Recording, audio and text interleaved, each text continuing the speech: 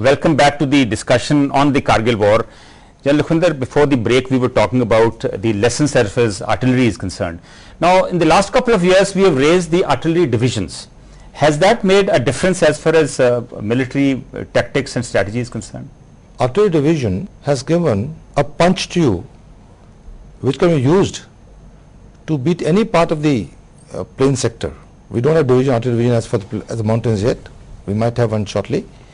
So the artillery division, the concentration of forces, the type of equipment that you have there has made a quantum difference.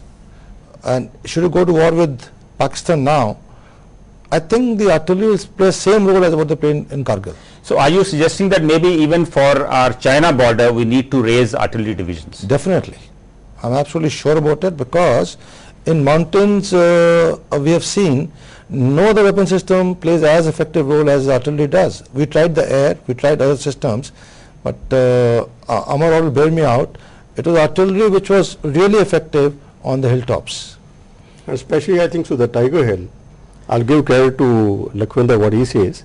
But could it be because Pakistan did not use their air force, so our artillery had a field day? Well, they used the air force. There was a system of camouflage systems of doing this, and it's not that they would have got every gun on this. We did suffer a casualty on the first day when we were attacking Toroling. One of our artillery battery came under heavy fire and we suffered casualties. But doesn't mean that you wash away all the artillery. This is bound to happen in war. Right. Brigadier Bajwa, how well equipped are we for mountain warfare today? Can we fight battles beyond 12,000 feet? That was the problem area during the Kargil war. I think so we are better equipped as of date as compared to when we were taken by surprise totally by the enemy. It was a different situation altogether because we were not trained, the troops were not equipped, and they were not acclimatized, which is very essential. Now here in Kargil, at the height of 12,000, we have learned number of how much of our mountain warfare capability has been augmented since the Kargil war? I believe we are raising to mountain divisions, though those are for the Chinese border. As far as our mountain warfare capability is concerned, as far as weapon systems are concerned, I don't think there's been much of a difference from 99 onwards. We have inducted in a couple of divisions. Of course, like you mentioned, that 2 divisions are being raised for the China border, and there's a reason behind it, because that also is a large gap that we face, especially in eastern Ladakh and as well as in certain areas in the northeast. But what is lacking out there is basically, if you look across the Chinese side, their road communications are fully developed up to the lines of communication. So logistics is where we need to improve. We have not developed our road communications at all. They bring their guns, their vehicles, everything right up to the LC or the IB. What about the infantry? Have we upgraded our infantry equipment and our tactics? Well, as far as the equipment is concerned, like I mentioned to you, we have got a certain amount of surveillance equipment, certain amount of weapon systems have been upgraded, but the majority of them still remain to be upgraded. I want to add something here. Imagine, the erstwhile 9mm carbine which we were using in 71 is still prevalent. The carbine which was supposed to be produced by the DRDO is still yet to see the light of the day. You see, capability wise, the Indian Army never lacked. It is a commitment of troops in other than a basic mandate which has spoiled the happiness. You see, you cannot have troops doing CI and expect them at a jiffy to turn over to a mountain warfare. I think you're right. One of the reasons, in fact, why we were surprised during Kargil was that a lot of our troops were actually in, counterinsurgency operations. No, why a lot of it? Majority of the troops were in counterinsurgency operations. So have you learned the right lessons and de-inducted a lot of those troops from there and put them on the external frontiers? Yes, they are. Because I would say that the formation which was responsible for Kargil that time was still there. It was only one of the formation which Have was you brought pulled up. them out from counterinsurgency and put them on the external? No, borders? they was there only. Okay. They were there only. They were not touched. So it was only one of the formation which was pulled out from the 3-day. You're talking, I'm surprised that people are thinking of putting the army troops in Jharkhand and all this to fight the Maoists. I mean, you're committing more and more army into these jobs, which is not their job. Brigadier Bajwa, as far as the infantry soldier is concerned, is he better equipped today? By way of training and weaponry, definitely he is better off, because he is specified that specific job he is being trained for.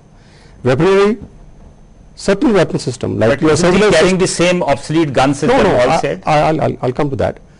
It's the like the surveillance system, night vision devices, some of the surveillance system, some of the other things, bunker busting system, your own logistics in the sense the type of rations we have, the type of clothing equipment we have, that is improved.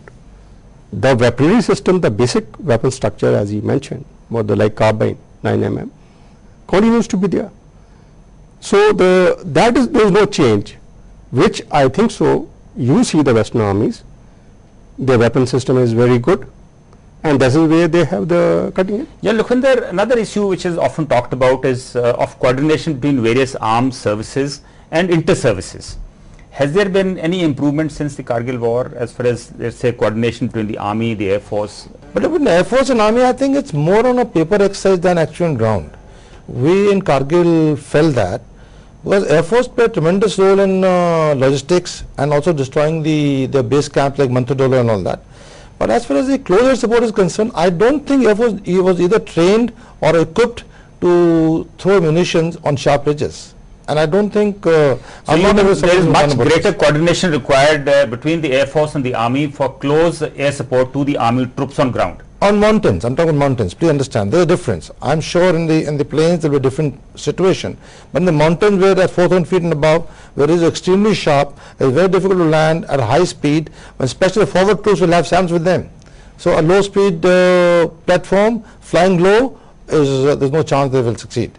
And on a flying high, on a high speed to throw a bomb at a point is a very difficult job.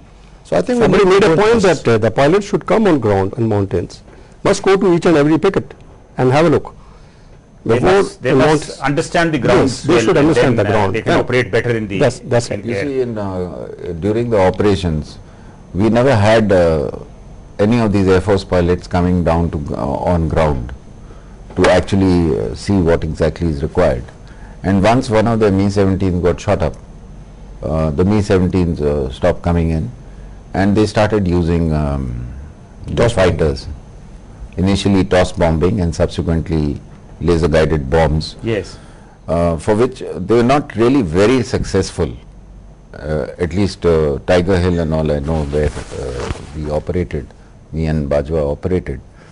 And because of the missile threat, the Stinger threat which was there, they would try and hit the objective from about 12-13 kilometers, which was, it's quite a distance, and even if there is a slight mist or a screen, they would abort the So has mission. all these issues been taken up with the Air Force since the war?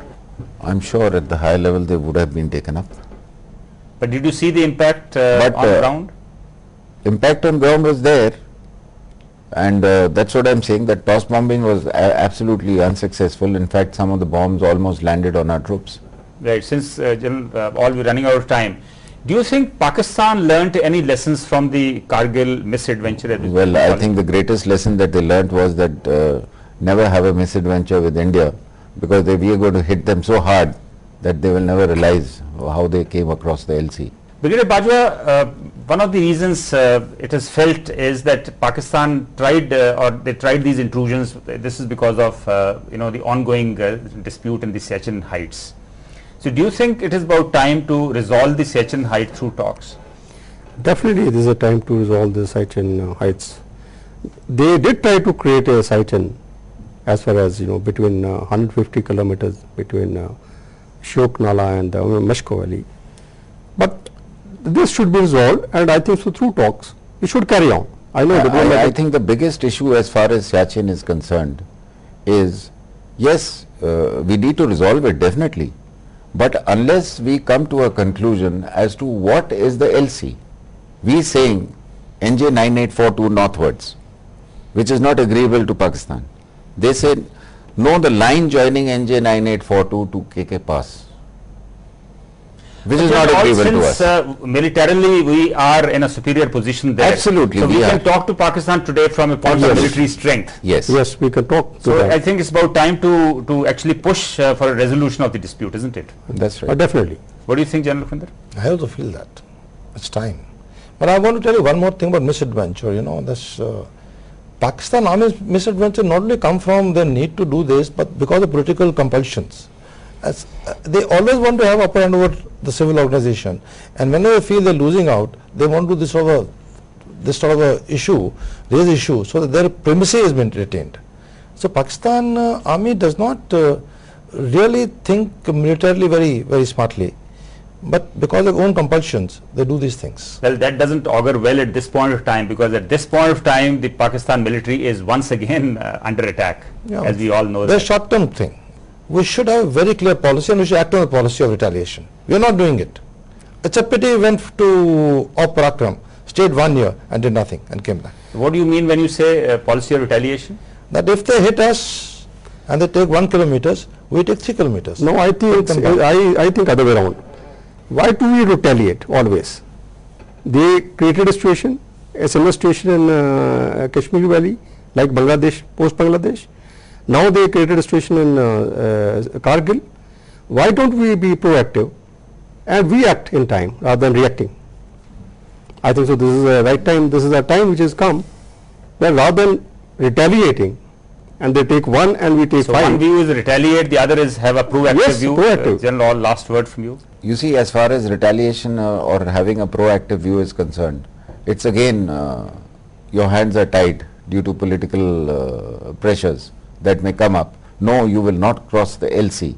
Like we could have gone across the LC in Kargil operations. There was nothing stopping him, and he was on the run at that point of time.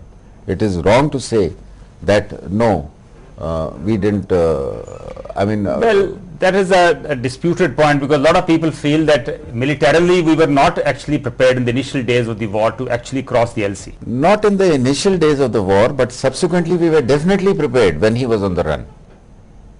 I mean, let's face facts. It is only that due to political compulsions we are not allowed to cross the LC. But yes, definitely you need to be proactive. In fact, on the LC, if you there have been so many incidents earlier. Now, of course, there's some kind of a ceasefire, but there have been so many incidents earlier that if there was a bat attack, earlier, Yes. you retaliated. Similarly, in Siachen, if he tried to take one post, you went and occupied another post. So more or These things less, happen. we are all in agreement that the need for a more proactive Absolutely, absolutely. policy. You cannot Gentlemen, stay. thank you very much for joining us in the discussion. Even after 12 years of the Kargil war, defense analysts are still wondering if it is really a victory after all.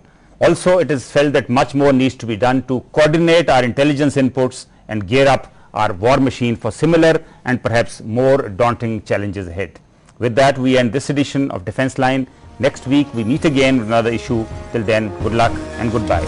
And for now, we meet at the bar.